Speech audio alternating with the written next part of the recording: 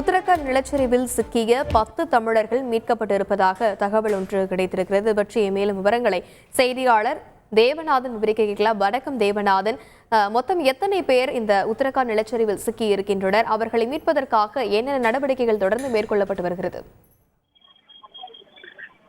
கடலூர் மாவட்டம் சிதம்பரம் மற்றும் சுற்றுவட்டார பகுதியில் இருந்து உத்தரகாண்ட் மாநிலம் ஆதி கைலாஷ் பகுதிக்கு பார்த்தோம் அப்படின்னா ஆன்மீக சுற்றுலா சென்றாங்க.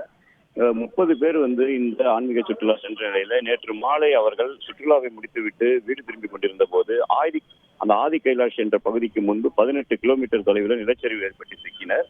இவர்கள் வந்த வாகனத்திற்கு முன்னாலும் பின்னாலும் நிலச்சரிவு ஏற்பட்ட நிலையில இவர்கள் நடுவிலேயே சிக்கி தவித்தார்கள்.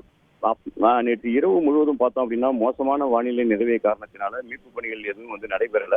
இன்று காலை வானிலை சரியாக உள்ள நிலையில மீட்பு பணிகள் நடத்தப்படும் என்று உத்தரகாண்ட் அரசு தெரிவித்தது. அதன் அடிப்படையில இன்று வானிலை சரியாக இருந்த காரணத்தினால இன்று காலை முதலே மீட்பு பணிகள் தொடங்கியது.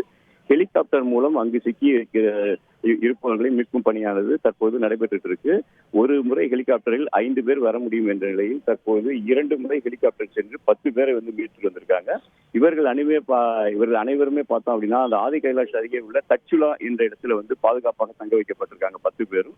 தமிழக முதல்வர் சற்று நேரத்திற்கு முன்பு இந்த மீட்கப்பட்டவர்களிடம் தொலைபேசி மூலம் தொடர்பு கொண்டு அவர்களுடைய நிலை குறித்து கேட்டறிந்தால் மேலும் அவர்களுக்கு தேவையான அனைத்து அத்தியாவசிய பொருட்களுக்கும் ஏற்பாடு செய்ய தருவதற்கான உத்தரவும் பிறப்பிக்கப்பட்டதை தொடர்ந்து அவர்கள் அனைவரும் பாதுகாப்பாக இருப்பதாக தெரிவிக்கப்பட்டிருக்கிறது.